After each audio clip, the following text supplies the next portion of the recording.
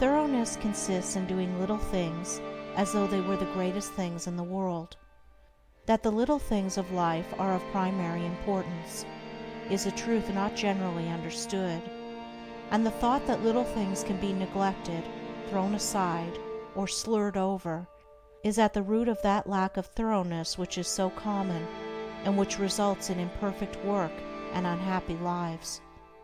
When one understands that the great things of the world and of life consist of a combination of small things, and that without this aggregation of small things the great things would be non-existent, then he begins to pay careful attention to those things which he formerly regarded as insignificant.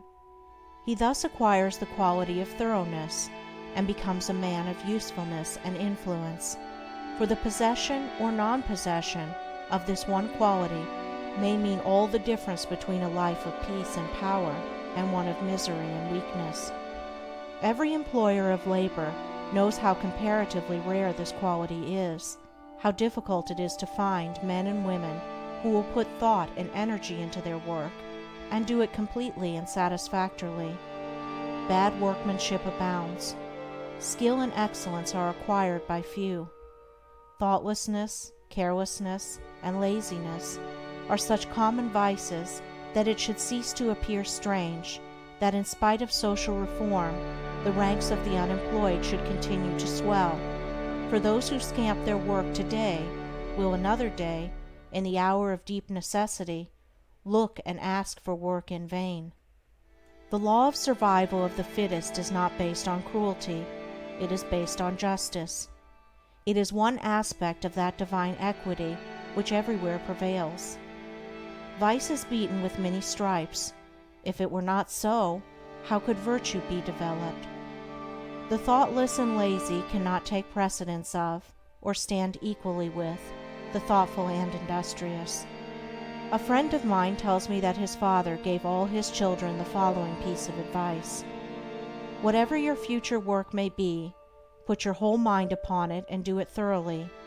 You need then have no fear as to your welfare, for there are so many who are careless and negligent that the service of the thorough man are always in demand. I know those who have, for years, tried in almost vain to secure competent workmanship in spheres which do not require exceptional skill, but which call chiefly for forethought, energy, and conscientious care. They have discharged one after another for negligence, laziness, incompetence, and persistent breaches of duty, not to mention other vices which have no bearing on this subject. Yet the vast army of the unemployed continues to cry out against the laws, against society, and against heaven. The cause of this common lack of thoroughness is not far to seek. It lies in that thirst for pleasure, which not only creates a distaste for steady labor, but renders one incapable of doing the best work, and of properly fulfilling one's duty. A short time ago, a case came under my observation, one of many such, of a poor woman who was given, at her earnest appeal, a responsible and lucrative position. She had been at her post only a few days when she began to talk of the pleasure trip she was going to have now she had come to that place. She was discharged at the end of a month for negligence and incompetence. As two objects cannot occupy the same space at the same time, so the mind that is occupied with pleasure cannot also be concentrated upon the perfect performance of duty. Pleasure has its own place and time, but its consideration should not be allowed to enter the mind during those hours which should be devoted to duty. Those who, while engaged in their worldly task, are continually dwelling upon anticipated pleasures, cannot do otherwise than bungle through their work, or even neglect it when their pleasure seems to be at stake. Thoroughness is completeness, perfection. It means doing a thing so well that there is nothing left to be desired. It means doing one's work, if not better than anyone else can do it, at least not worse than the best that others do. It means the exercise of much thought, the putting forth of great energy, the persistent application of the mind to its task, and the cultivation of patience, perseverance, and a high sense of duty.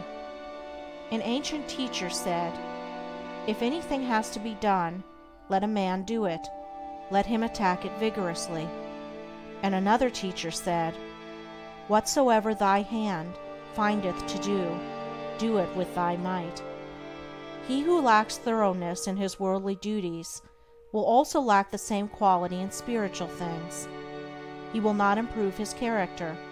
He will be weak and half-hearted in his religion, and will not accomplish any good and useful end. The man who keeps one eye on worldly pleasure and the other on religion, and who thinks he can have the advantage of both conditions, will not be thorough either in his pleasure-seeking or his religion, but will make a sorry business of both.